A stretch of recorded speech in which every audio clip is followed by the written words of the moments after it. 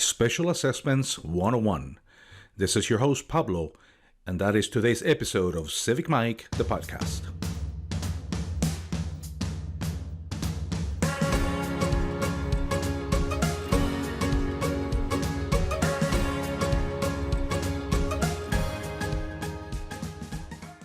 Welcome back.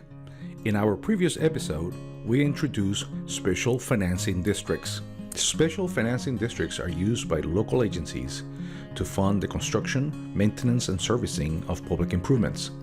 As introduced in our previous episode, there are three kinds of special financing districts: special assessments, special taxes, fees, and charges.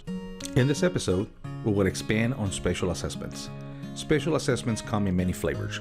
There are many statutes, many acts that provide the procedures for each type of assessment district. So how does a public agency select what type of assessment district to use? Each type of assessment district can provide funding for a limited list of specific public improvements.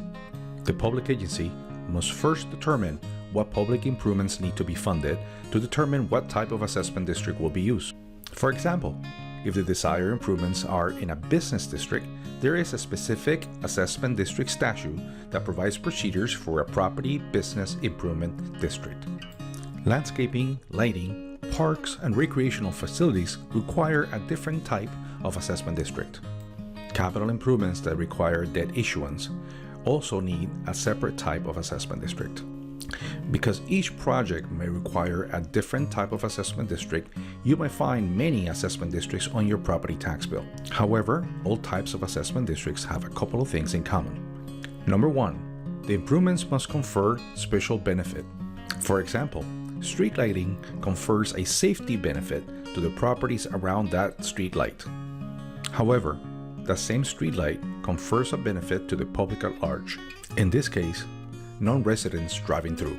This benefit is known as general benefit. As a result, the public agency must separate and quantify special from general benefit. General benefit cannot be charged to properties within the assessment district.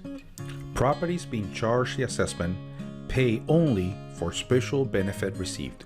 We will cover how special and general benefit is separated and quantified in future episodes. And number two of what all special assessments have in common. The public agency cannot add an assessment district charge to the property tax bill without property owner participation. The owners of property within the assessment district boundaries will receive a ballot. The ballot's return will be tabulated and weighted by assessment amount. Properties being charged a larger portion of the assessment will have a greater say in the decision-making process. An assessment district is approved if the sum of the assessments opposed does not exceed the sum of the assessments in favor. The tabulation occurs at a public hearing in open view. We will expand on the balloting and tabulation procedures of assessment districts in future episodes.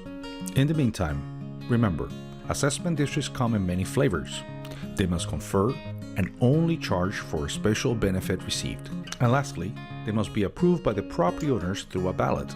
The ballots returned are tabulated and weighted by assessment amount. In the next episode, we will cover the basics of special taxes. Please stay informed and get engaged. It has been a pleasure having you for this episode.